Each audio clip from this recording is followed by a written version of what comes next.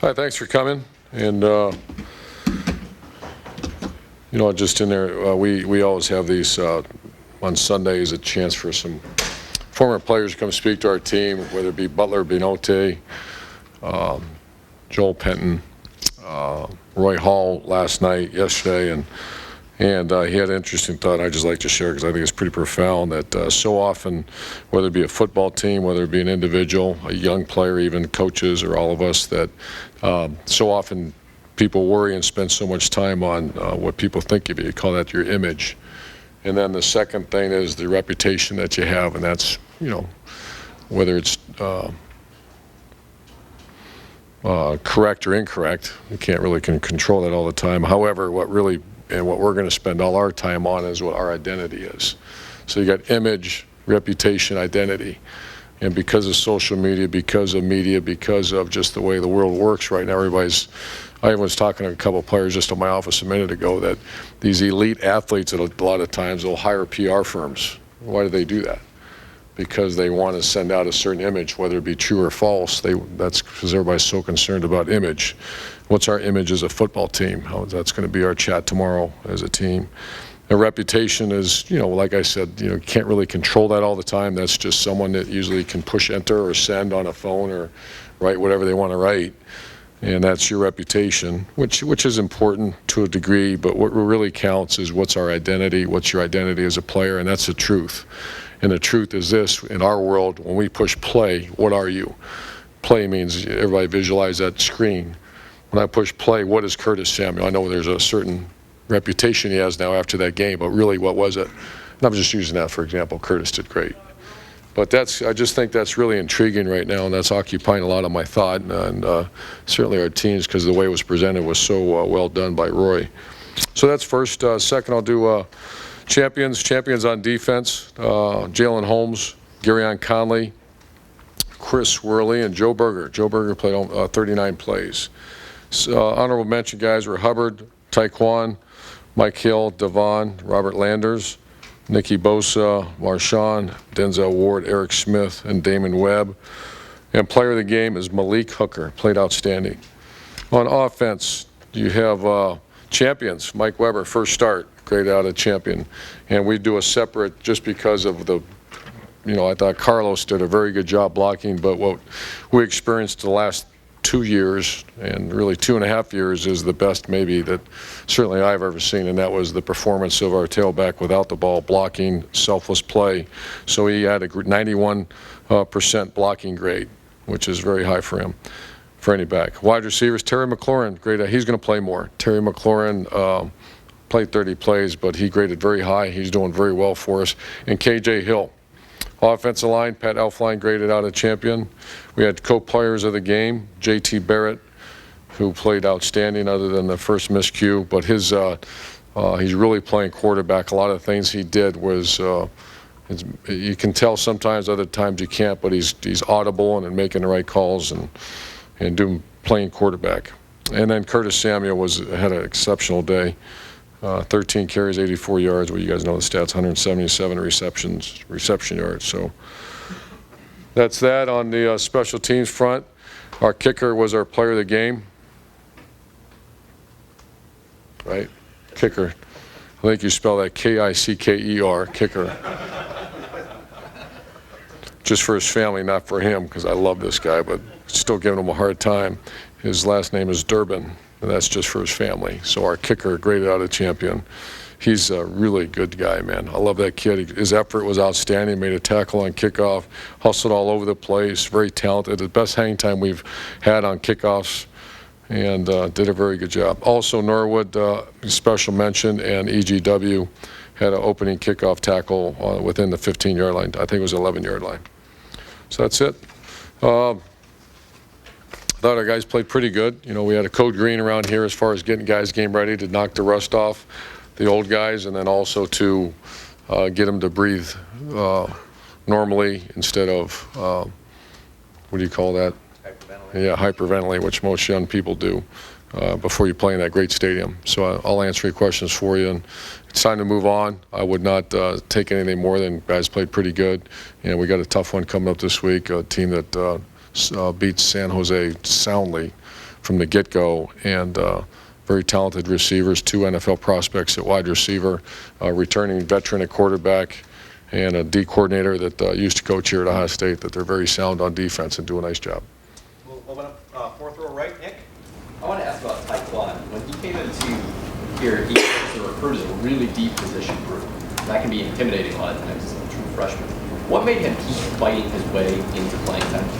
Well, he was not a highly recruited guy. Came to our camp. Mike Vrabel was our D-line coach. I remember it like it was yesterday, right out on practice field number 3, and just really kind of dominated with effort. He's an effort guy, and he's a guy that just our strength coach has him ranked very highly just as far as the way he handles his business. He's a made player. Sometimes you get these guys that were already elite, but he's pushed himself past the edge to become an elite player because of his work ethic. Did you have a tough time getting him to come that far away from home because he's so close to his family? No. He was, if I remember, he said you're offered. I think he put his hand up right away. Said I'm in. So. Front row middle, Dave. Coach, with Tracy Sprinkle out, obviously Draymond Jones needs to step up. Who's maybe one other young defensive tackle that you think really needs to step up now? Well, we're thinking about Devon is a guy that played pretty well Saturday. He's got a little twitch to him. And then Landers did pretty good at nose, so he'll get more playing time. And then we're going to Alibi and Malik Barrow. We're taking a hard look at Malik. Josh Alabi played a little bit, but he's more of a nose, and so we're going to take a look at Malik Barrow. Very quick twitch, good hand placement. So he's a guy that we're going to look at as well. You have a lot of defensive ends. I know you can move inside. Does that mitigate the damage a little bit? Not to sugarcoat the loss of Tracy. I know it's a big loss, but big loss. But yeah, I think that certainly at third downs you saw us put already Jalen Holmes in there at the 3 technique. Obviously Nick Bosa is a very good pass rusher from in there too. So. But first down and normal, you want to have a good size 3 technique, and right now we're looking at some not defensive end guys or inside guys. Bill, front row. Urban, you said on Saturday that you have to look at the tape to see if the performance was really as good as it looked. What was your assessment after reviewing? I'm sure. I think it was good. It wasn't great. It was good. Some disappointments that. I think Corey Smith should be better than he is. I'm not, I think he didn't play great. He's dealing with some injuries, and I don't think that the technique of our wideouts were where it needs to be, even though it did make some very good plays. I thought our tailback played good offensive line. Obviously, we only have one guy, great champion. They didn't play very good. So they have to get much better. But what happens is, and you'll hear the old adage that people get better between 1 and 2, and that's because you get your game legs back. For example, our guys have been off since Wednesday, actually Tuesday. They didn't have padded. There's some guys on our team that have not hit since last Tuesday, and they're not going to practice again until tomorrow. So your body starts really coming back, and you'll be full speed. So. How's Dante Butler? He was questionable for Saturday. He's got an MCL sprain, but he's for sure will be back soon. But he's has a chance of playing. Front row right, Austin. Urban, you referenced JT's one miscue early, and certainly he's a veteran who's faced a lot of adversity before. What, if anything, did he say or you say to him after that early going? I'm trying to remember if we said anything other than just move forward, and that was tactical error on our part, not just his part. But when it's not right, just burn it. Don't try to force something that's not there. So.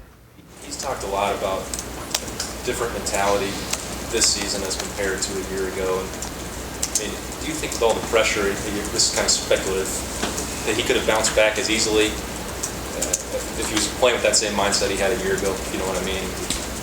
Well, what always comes up when you have 2 quality players, you make a mistake like that or you're out.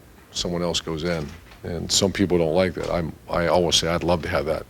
I wish I had 3 of them that were JT's caliber. And does that put more pressure on a player? So be it. That's what happens at the next level. So I think he's such a leader, such a veteran, and I think he knows this is his show. That he bounced. I mean, there was 0 conversation. We're fine. Move on to the next play. Let's go. Second row middle, Ryan. Is there anything from a technical standpoint that JT is doing this year that he either couldn't or wasn't doing last year that might explain some of his play on Saturday? I think that when you say that, it's just the amount of repetitions at that position. You know, whether you're a veteran or not, you need all the reps. He is our #1 quarterback. He received all the #1 reps.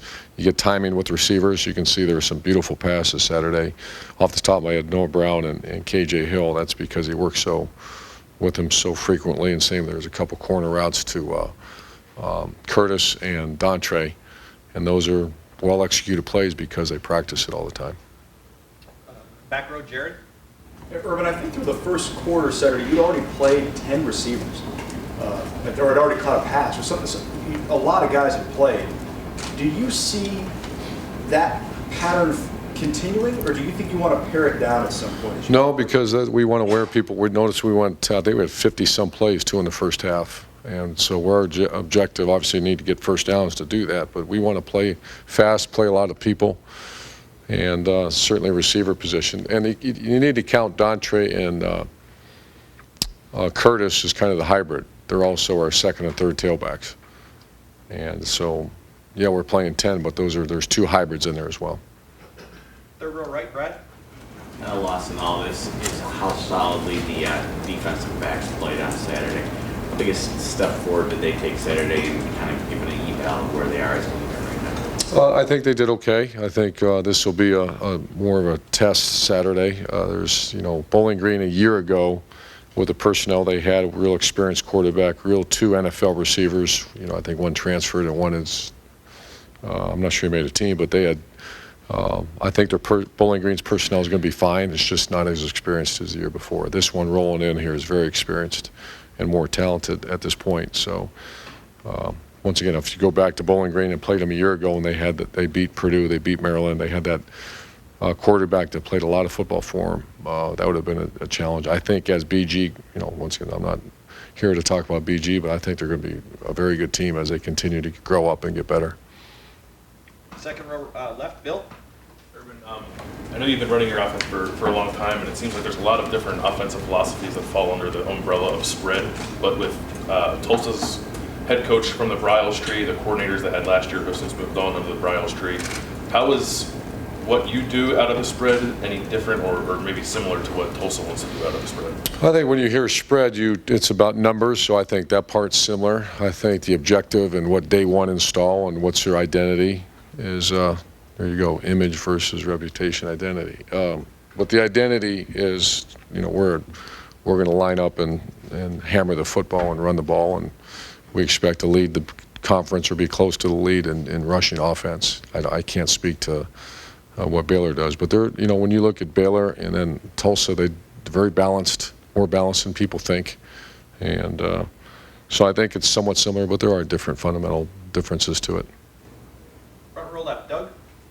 Urban, with the true freshmen, I think you played 10 true freshmen, I think, on Saturday. We've talked a lot in the past couple years about redshirting, and you guys don't want to do that. Is it really almost at the point, maybe with the exception of offensive linemen, who maybe take that year of development, where a place like Ohio State, you just should not redshirt because either A, they're going to be too good, they're not going to stay 4 years anyway, and if you redshirt them, you sort of lose a year, or B, if they're not that, then maybe you don't even necessarily need them around for a 5th year. That's exactly that's exactly the thought process. And I first learned that when Pete Carroll was at USC. I read an article that they don't recruit a guy to redshirt him. There's too many good players out there that want to come to this top 5 type school, and we consider obviously Ohio State a top 5.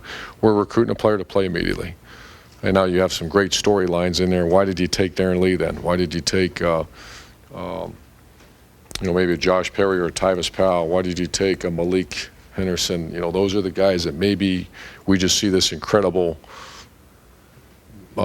end of a career. So usually you only take a handful, not even a handful, 3 or 4 guys like that are, you call them projects, but if it develops now, watch out, you have a monster. But we're not in the game. Years ago, you would do that. You'd say, let's take this kid, and what do you think he's going to be like in 2 to 3 years? We're very rarely into that conversation now. But you only played 4 true freshmen, I think, last year. You push it to the point this year. Pushing it very hard. Even if there's a kid that's maybe, put him in. Even if there's a couple plays here, a couple plays there, we're going to play. That happened Saturday. Keandre Jones, Malik, Coop, some guys went in that game. Once again, are they going to be here 5 years from now? Probably not. And if they are, they probably got bypassed. And maybe last year, maybe there would have been a year where That we was, held off on Keandre? Or, Yeah, well, just last year we had so many guys. Okay, and then the other thing, the developed here that you have really pushed, it feels like with a lot of the NFL guys that have gone on, you have that slogan, I think guys wear it now, right, developed here. That idea of, do you want to make sure that people don't think you just recruit good players and they just go, boom, they're recruited, they're gone? Like, do you want to It's all emphasize that Pantone point? and I think I've seen did that, something like here? hashtag developed here or something. Yeah, I mean, he's got all those hashtags. But is that I mean, for real, do you think some people would think a place like Ohio State, you just recruit the best and they're good automatically, you send them on? It's easy, right? I Or do don't- you want to emphasize the development? Oh, Mark works on our image a lot. I don't care about our image. Reputation is important to recruit, but I care about the truth. And when they come visit and get to talk to our players and families, they know the truth, the identity. Far left. You're going to write that down now. Mine's been asked and answered. Thank you. Okay, far left, Dave. Urban, coaches love teachable moments. When you win by 67, were there teachable moments, either positive or negative, that you'll work on this week? Oh, sure. Yeah, one lineman graded out a winner.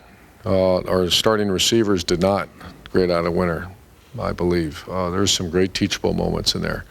You have a kickoff unit that's expected to be the best. We had one good one and two or three bad ones, so there's incredible moments. So it's a lot more enjoyable to coach after a big win than the opposite. So, but of course, yeah, big teachable moments. Far back, Bob. Coach, going back to Dave's question, is there a chance Tracy could play in a bowl game at the end of the season? And I don't as far believe as- so. I'll know more today. It was patella tendon, had surgery yesterday. I got the text that everything came back. I have not seen him. He's going to be here in a little bit. I'm going to go talk to him and find out more. As far as the rest of the team is concerned, injury-wise, how are you going into this Saturday? Book came out of the game, but he's questionable, and there's a chance he'll play. I think we're okay everywhere else, right? Yeah. And final questions, front row here, Tim. Yeah, Urban, just a couple, three. Number one, is there such thing as a quarterback having a knack for getting his team to the end zone? Because you've been around a bunch of them, and J.T. Barrett set the record 2 years ago in the Big Ten with 45, responsible for 7 Saturday, sets a school record. What is it about just him and that ability to get his team to the end zone? Well, when teams fail to score down there, it's because they load the boxes hard to just pound the football at them, and that's where you saw the game last night. I thought Texas did a heck of a job, spread them out, and let that big freak run the ball. I mean, that's pretty good game plan. Not everybody has that 6 foot, whatever he is, big athletic guy. But JT's athletic enough and certainly quick enough, twitched enough to get us in the end zone. The other thing is you have to make those tight window throws, and he's pretty good at that.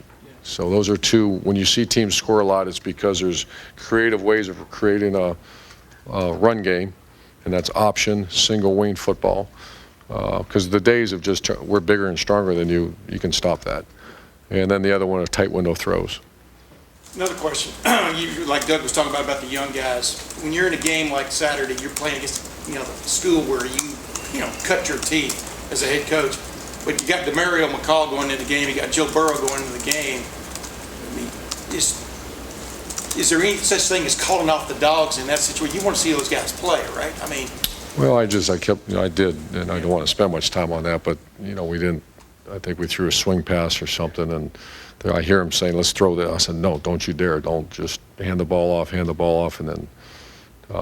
Yeah, especially this, sometimes you don't give much thought to that. You're more worried about your team, but in that situation, just out of respect for Bowling Green, yeah. But DeMario, you can't tell him to slow down. He ran really hard, and he's trying to become a backup tailback right now at Ohio State, and he did a very good job.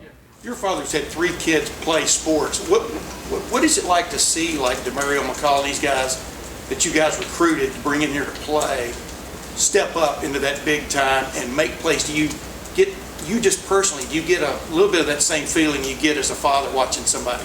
No doubt, and I'm glad you asked that. There's, as you get older, what do you coach for? That's a big reason why we coach, and the experience to see these young guys' dream fulfilled. I mean, DeMario ran in the end zone twice. Think about that for a minute. A kid that grew up near Cleveland, Ohio, got to stick in the end zone twice, and that's been his dream, and I hope there's more to add to his dream as we continue. Tyler Durbin, your kicker. Are you, I don't know, where did he come from? I have no idea. I know where he came from, but I mean, this is a little bit of an amazing I don't know him. story, I don't isn't know. it? I mean, the guy never played football till he shows up here, and he's, He made a great tackle Saturday. He had two, actually, he would have made on that because they tried to get field return. And he is I don't know where the hell he came from. He is really good. he looks like a football player, as a kid. He doesn't look like a Well, football that's player. but he stuck his nose in there is my point. I mean, and this guy just shows up. I don't think I met his family. I mean, I guess we have to do that someday 'cause he's our kicker. But they raised a good dude. He's a very talented too. Thanks, guys. Thanks, man.